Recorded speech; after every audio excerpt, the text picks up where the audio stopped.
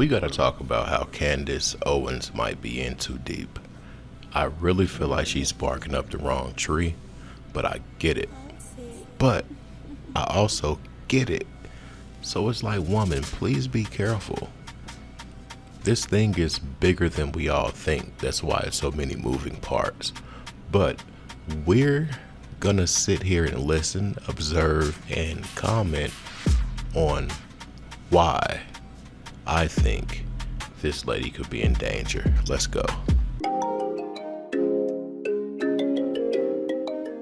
Jimmy on the beat, boy. Let's get high, yeah, you know I'm about to roll. Let's get please, yeah, you know I gotta pull. Let's live life, yeah, once I'm about to turn up. Get fly, oh, for sure it's about to go up. Let's get high, yeah, you know I'm about to roll. Let's get please, yeah, you know I gotta pull. Let's live life, yeah, once I'm about to turn up.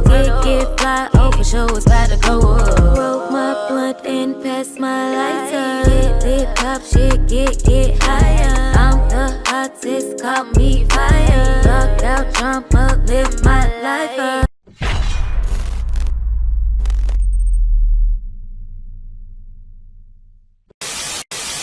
Alright, so Candace Owens and Charlie Kirk, apparently they have a history. Some people say they weren't that close. Some people say she wasn't invited to certain ceremonies or whatever you want to call it. And I'm not sure if I've seen her there, but I hadn't done much digging on that. But nevertheless, if it was somebody you cared about and something like this happened, would you go this hard to seek justice? Would you do anything? If the players involved were quote unquote elite or allegedly the elite or whatever you want to call it, would you do anything? I can understand her angle, but when you get the big picture, it's like, how safe is this woman?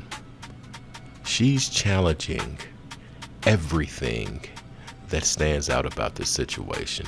And like I always say, I admire it, but I get it. I overstand and understand. And it's very important when you're playing this type of game. So we're gonna check out these clips of her talking about the witnesses and certain oddities with the situation. Let's go. Jumping back into more oddities that occurred on that day, despite having these federal agents from Connecticut. Now, I have presented to you just thus far, right, that a lot of these witnesses that immediately spoke out to say, here's what happened, here's how many shots, here's what I heard, that they had strange connections to the government or like weren't from UVU at all, were coming from overseas, didn't really make sense. I was trying to understand that. And yesterday, of course, we were trying to figure out who was this mysterious woman that was allegedly seen helping the shooter change clothes. I got that one tip from an individual, completely unrelated, said, yes, there was footage of a person helping the shooter change clothes. And then suddenly we were able to discern, at the very least, that someone in the Broderick Lyman family certainly acknowledges that there was a woman, at the very least, who she suspected could have been an accomplice. She didn't say anything about the person changing clothes, but we can watch that clip again to hear what she says. If you time how long it took him to get from that little part over to here, was way longer than it should have been. So I wondered if the girl had given him stuff, like if there is an accomplice. Sorry, you're filming. And it said right here, that picture from Sam's across the street, he was right here. Yep. Why would you need somebody to help you change clothes? For real, that might take longer because you have to work around this person. And you can't just throw your shirt on, throw the hat on blue. You gotta wait till they're doing what they're doing if they're putting your shoe. However it went, I can't see it going that way. And we still gotta keep in mind that he had time to send all of these long 50-year-old type messages. Like, come on, man, the verbiage was that of a 50-year-old, a boomer. But we gotta keep in mind that he had time to run and do all these things and allegedly have somebody help him change clothes. Let's be real. Now this next clip, y'all, sit down. Real talk, because it's so crazy that this witness is from a police department. Yeah. And for real, she doesn't even look like a cop for real.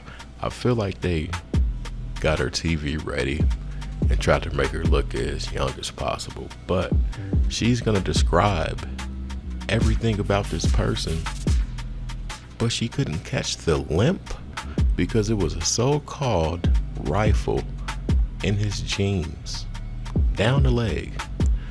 Look at her face when she shows the expression that she perceived from the so-called person that was responsible's face. You mean to tell me you peeped everything about this person and you couldn't notice a limp? Now you got to throw that policeman thing back in there too. If you're a policeman, you're gonna be very observant, down to the smallest, most keen detail. But this woman missed the most obvious, but she sure seen his face. And that the FBI should clarify things. It's that simple. Let us see all the footage. But they don't seem even remotely interested in trying to help us clarify anything. Anyways, the name that we had received was, it turned out, somebody that actually provided the only eyewitness testimony of having seen the shooter up close, limping. So it's possible, just to run the other side of things, that this woman captured both of them walking back to back and she just was walking near him and she had nothing to do with helping him change. That's all possible, and you should consider that possibility. We don't have answers. But there's something else that's interesting about her. Like I said, the testimony that she provided is interesting, and she is the only person that saw the shooter limping up close. And her name, and we know this because she spoke to the news, they all did, is Olivia Robertson Cobb Bishop. Let's listen to her testimony now. I kind of realized the type of street I was on, a little bit more secluded, you know. Olivia Bishop retraces her steps where she came face to face with Charlie Kirk's alleged killer. Just looking over, seeing that he was limping, kind of being like, oh, okay. And then long black shirt, kind of thinking that's kind of weird. It's kind of super hot outside. Bishop says something seemed a little off. I did look over at him and he was kind of like that was his face, just kind of like, not a smile or anything. From the expressionless demeanor, long sleeve shirt during a hot summer day, to the limp. It's kind of odd, I don't know. Like, now that I think about it, it's just very, like, chilling to me. Chilling after reading charging documents online and seeing this video of Robinson walking away from UVU after Kirk was shot. That's when she realized she'd been only feet away from the accused killer. Now she questions whether she could have done more. Had I seen the imprint of a rifle down his leg, if I had looked at him a little longer, then immediately after that happened, would I have thought back to him, you know? And been able to like alert authorities quicker. Bishop realizes there's nothing she could have done differently. But just to have been like an eyewitness to him on his way there is just shocking to me. You notice a limp, but you don't see a rifle or some rod, pause, in the pant leg of this dude. If you see a limp, you're gonna be like, But if a dude has a rod, pause, in his pant leg, come on, man, you're gonna see it. Every time that knee goes to bend, it's gonna put stress marks around where that pipe is, pause. And the reason, y'all know why, I ain't gotta explain it. Anyway, let's get to this next clip. I gotta say, when I saw that, I was actually kind of giddy because I was like, finally, it looks like a college student from UVU who is speaking to the news. That's great. And of course, I then had to wonder what she was studying. And it turns out, no, she doesn't go to UVU. I don't know. A lot of these people were not available that day. But what she does for a living is quite interesting because there's an emerging pattern. And for whatever reason, nobody who spoke to the press said what their connections were. It turns out that she works for the Orem Police Department. She's a record specialist. And I should tell you guys, kind of unbelievably, in August, you're going to believe this, they kind of lost a lot of people that were working at the department. There's a Facebook post, people that were retiring, a lot of changes that were happening. I don't know when she started working there, but she works at the Orem Police Department, and we're hearing a lot of stuff about some plausible corruption that might be going on there. And I just said, wow, okay. Curiously, she also was a purports to be a close witness to when Charlie got shot. And I'm wondering, if you work for the Orem Police Department, what were you doing going to a Charlie Kirk event in the middle of the day? Okay, assuming that's a full-time job, Charlie spoke on a Wednesday. What were you doing there at all, actually? Is this like the longest lunch break ever?